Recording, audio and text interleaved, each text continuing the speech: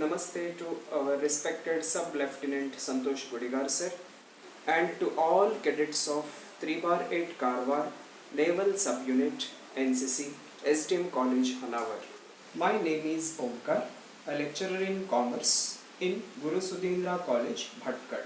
I am with you here today to talk on Atmanirbhar Bharat, and I thank my teacher Shri Santosh Gudigar sir for giving me this opportunity.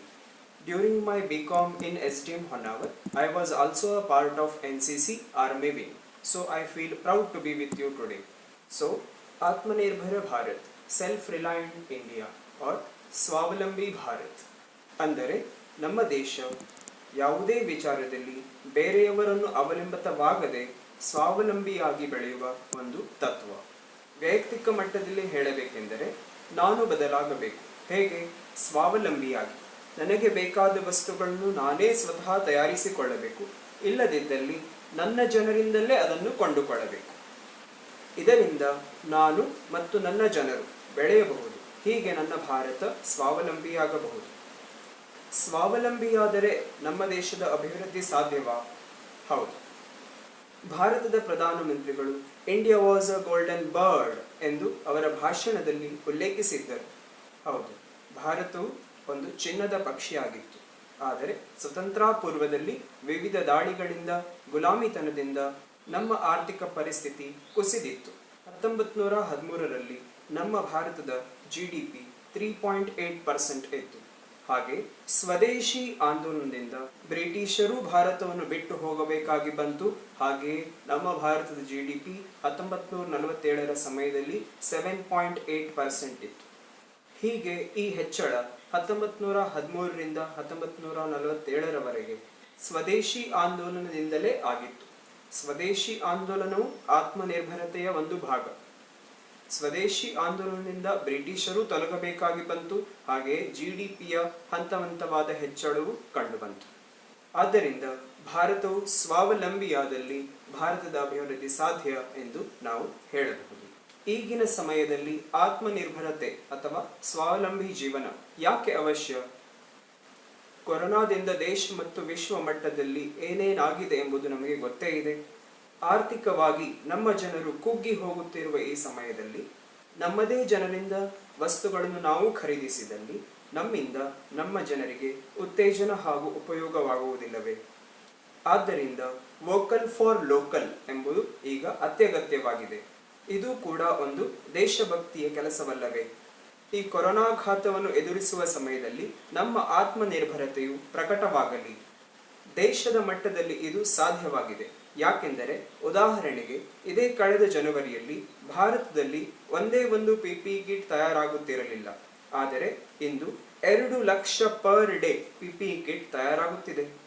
ಹಾಗೆ ಎರಡನೆಯದಾಗಿ N90 masks ಭಾರತದಲ್ಲಿ ತಯಾರಾಗುತ್ತಿರಲಿಲ್ಲ. ಆದರೆ ಅದೇ ಈಗ 2 lakh per day N90 masks ತಯಾರಾಗುತ್ತಿದೆ. ಅದು ಕೂಡ export ಲೆವೆಲ್ಗೂ ಸಾಗ್ತಾ ಇದೆ. ಅಷ್ಟು ಮಾತ್ರ ಅಲ್ಲದೆ ಭಾರತವು ಈ ಸಮಯದಲ್ಲಿ ವಿವಿಧ ದೇಶಗಳಿಗೆ ವಿವಿಧ ರೀತಿಯಲ್ಲಿ ಸಹಾಯ ಹಸ್ತ ಚಾಚಿದೆ. NCC ಕೆಡೆಟ್ಗಳಾದ ನಾವು ಭಾರತದ ಸಾಮರ್ಥ್ಯವನ್ನು ಅರಿತಿದ್ದೇವೆ. ಭಾರತವು ಸ್ವಾವಲಂಬಿಯಾಗಲು ಮಾಹಿತಿ, ತಿಳುವಳಿಕೆ, ಜಾಗೃತಿ ನಮ್ಮಿಂದಲೇ ಆಗಲಿ. ಕಾರಣ ಇಂದಿನಿಂದ ನಾವು 5 ಅಂಶವನ್ನು ಗಮನದಲ್ಲಿಟ್ಟುಕೊಳ್ಳೋಣ. ಮೊದಲನೆಯದಾಗಿ, ಇಂದಿನಿಂದ ನಾವು ವಸ್ತುಗಳನ್ನು ಖರೀದಿ ಮಾಡುವಾಗ ಇದು ನಮ್ಮ ದೇಶದ್ದೇ ಎಂಬುದನ್ನು ಗಮನಿಸಿ ಖರೀದಿ ಮಾಡುವ. ಎರಡನೆಯದಾಗಿ, ನಮ್ಮ ಊರಿನಲ್ಲೇ, ನಮ್ಮ ಮನೆಯ ಪಕ್ಕದಲ್ಲೇ ಯಾರೋ ವ್ಯಕ್ತಿಗಳು ಸಾಂಬಾರು ಪದಾರ್ಥದ, ಹಪ್ಪಳ ತಯಾರಿಕಾ, ಸೋಪ್ ತಯಾರಿಕಾ ಘಟಕಗಳನ್ನು ಮಾಡಿಕೊಂಡಿರುತ್ತಾರೆ. ಅವುಗಳಿಗೆ ನಾವು ಧ್ವನಿಯಾಗಬಹುದೇ ಎಂಬುದನ್ನು ಪ್ರಶ್ನಿಸಿಕೊಳ್ಳೋಣ. ಮೂರನೆಯದಾಗಿ, ಎಷ್ಟೋ ತರುಣರು ಸ್ವ ಉದ್ಯೋಗಾಕಾಂಕ್ಷಿಯಾಗಿದ್ದಾರೆ. ಅವರಿಗೆ ನಾವು ಒಂದೆಡೆ ಸೇರಿಸಿ ಭಾರತ ಸರ್ಕಾರದ ವೆಬ್ಸೈಟ್ನಲ್ಲಿ ಅವರಿಗೆ ಬೇಕಾಗುವ ಸಾಲ ಸೌಲಭ್ಯದ ಅಥವಾ ಇನ್ನಿತರ ಮಾಹಿತಿಯನ್ನು ಕಲೆ ಹಾಕಿ ಅವರಿಗೆ ಆ ದಿಶೆಯಲ್ಲಿ ಸ್ವ ಉದ್ಯೋಗಕ್ಕಾಗಿ ಪ್ರಚೋದಿಸಿ ಅವರನ್ನು ಉದ್ಯಮಶೀಲತೆಯತ್ತ ತೆಗೆದುಕೊಂಡು ಹೋಗಲು ಸಾಧ್ಯವೇ ಎಂಬುದನ್ನು ಗಮನಿಸೋಣ. ನಾಲ್ಕನೆಯದಾಗಿ, ನಮ್ಮ ಪರಿಸರದಲ್ಲಿ ಕೆಲವು ಸಂಪನ್ಮೂಲಗಳನ್ನು ಮೌಲ್ಯವರ್ಧನೆಗೊಳಿಸಿ ಸ್ವ ಉದ್ಯೋಗ ಸೃಷ್ಟಿಸಬಹುದೇ ಎಂಬುದನ್ನು ಗಮನಿಸುತ್ತಾ ಇರೋಣ. ಉದಾಹರಣೆಗೆ, ನಮ್ಮಲ್ಲೇ ಇದ್ದ ಪ್ರಕೃತಿಯ ಸೌಂದರ್ಯವನ್ನು ಟೂರಿಸಂ ಸ್ಪಾಟ್ ಆಗಿ ನಾವು ಬದಲಾವಣೆ ಮಾಡಬಹುದಾ? ಹಾಗೆಯೇ ನಮ್ಮಲ್ಲಿ ಇರುವ ಔಷಧೀಯ ಸಸ್ಯಗಳನ್ನು ಮೌಲ್ಯವರ್ಧನೆಗೊಳಿಸಬಹುದಾ? ಹೀಗೆ ವಿವಿಧ ರೀತಿಯಲ್ಲಿ ನಮ್ಮಲ್ಲೇ ಇರುವ ಸಂಪನ್ಮೂಲಗಳನ್ನು ನಾವು ಮೌಲ್ಯವರ್ಧನೆಗೊಳಿಸಿ ದೇಶದ ಅಭಿವೃದ್ಧಿಗೆ ಸಹಾಯ ಮಾಡಬಹುದು. 5ನೇಯದಾಗಿ, ದೇಶದ ಸಂಪನ್ಮೂಲಗಳನ್ನು ಸದ್ಬಳಕೆ ಮಾಡಿ ಪ್ರಕೃತಿಯ ಶಕ್ತಿಗೆ ಪೂರಕವಾಗಿ ನಾವು ಬೆಳೆಯಬಹುದೇ ಎಂಬುದನ್ನು ಗಮನಿಸೋಣ. ಹೀಗೆ ಇಂತಹ ಒಂದು ಜಾಗೃತಿ ಕಾರ್ಯ ಸ್ವದೇಶಿ ಆಂದೋಲನದಿಂದ ಹಿಂದೊಂದು ದಿನ ಆಗಿತ್ತು. ದೇಶ ಪ್ರೇಮವೂ ಹೆಚ್ಚಿತ್ತು, ದೇಶದ ಆದಾಯವೂ ಹೆಚ್ಚಿತ್ತು, ಬ್ರಿಟಿಷರು ನಮ್ಮ ದೇಶದಿಂದ ತೊಲಗಬೇಕಾಗಿ ಬಂದಿತ್ತು. ಹಾಗೆಯೇ ನಾವು ಇಂದು ಆತ್ಮನಿರ್ಭರ ಭಾರತದ ಆಂದೋಲನದಲ್ಲಿದ್ದೇವೆ. ಈ ಸ್ವಾವಲಂಬಿ ಸಂಕಲ್ಪದಿಂದ ಕೊರೋನಾಘಾತದಿಂದ ನಾವೇನು ಮುಂದೆ ಆರ್ಥಿಕ ಬಿಕ್ಕಟ್ಟನ್ನು ಎದುರಿಸಬೇಕಾಗಿ ಬರಬಹುದು, ಅದರ ಪರಿಸ್ಥಿತಿ ಮತ್ತು ಸಮಸ್ಯೆಯನ್ನು ಎದುರಿಸಲು ಆತ್ಮನಿರ್ಭರತೆ ಒಂದು ಅಸ್ತ್ರವಾಗಲಿದೆ. ಆದ್ದರಿಂದ ಆತ್ಮನಿರ್ಭರದ ಪಥದಲ್ಲಿ ಸಾಗೋಣ. ನವ ಭಾರತದ ನಿರ್ಮಾಣ ನಮ್ಮಿಂದಲೇ ಆಗಲಿ. ಜೈ Hind. Here are some important highlights of Atmanirbhar Bharat Abhiyan. This Abhiyan is having 5 major pillars. You can see in the picture. And it has 5 phases such as business, power, agriculture, new horizons of growth and government reforms. And here is an inspirational success story for you concerned to Atmanirbhar Bharat.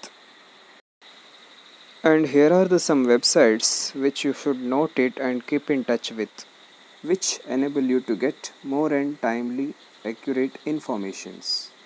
Let me end the talk with the slide of self-reliance in defense. One is increase in FDI limit. Second one is ban on imports.